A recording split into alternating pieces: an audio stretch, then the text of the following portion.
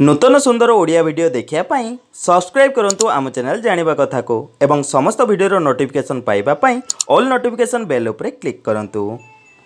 बंधुगण बदलुथुबा जलवायु कारणरू आमे सर्वदा रोगरे पड़ी जाऊं। आमको थंडा काश एवं छाती रे कफ जमी जिबा भली समस्या भोगिबाकू पड़ी थाए। जदि कौनसी व्यक्ति को यही समस्या बारंबार हेउथाए एवं जमारू छाड़ू न थाए एमितिरे आम इम्यूनिटी सिस्टम दुर्बल हेबार सबुठु बड़ कारण अटे। जेबे आम इम्यूनिटी सिस्टम दुर्बल हो जाए तेबे आमको थंडा काश गलारे कष्ट एवं मांसपेशी रे कष्ट भली समस्या हेबाकू लागि थाए। एमिति समस्या को दूर करिया पाई आमे सबुबले औषध प्रयोग करिथाउ जहाँकि आम शरीर पाई बहुत अधिक क्षतिकारक होइथाए।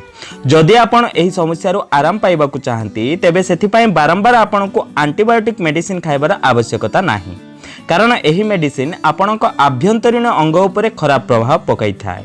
एथिपाई आयुर्वेद घरोई उपचार बहुत लाभकारी साब्यस्त होइथाए, जहाँ संक्रमण बंचाई थाए एवं शरीर कौनसी अंग को क्षति पहुंचाई न थाए।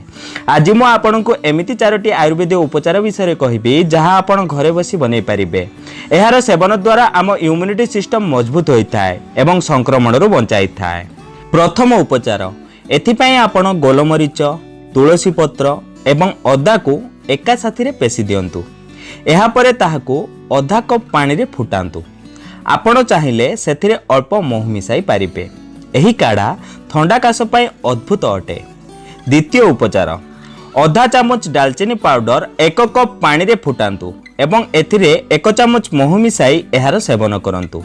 एहा मध्य थंडा काश भली रोग को दूर करिया पाई एक रामबाण उपचार अटे। तृतीय उपचार 1 कप पानी रे गिलोय को आधा चामच पेसी नियंतु एवं एहाकू फुटांतु। एहा पाचन को ठीक करि थाए एवं रोग प्रतिरोधक क्षमता को बढ़ाई थाए। केवल एतिक नुहे, एहा फ्लू लक्षण सह लड़ी थाए।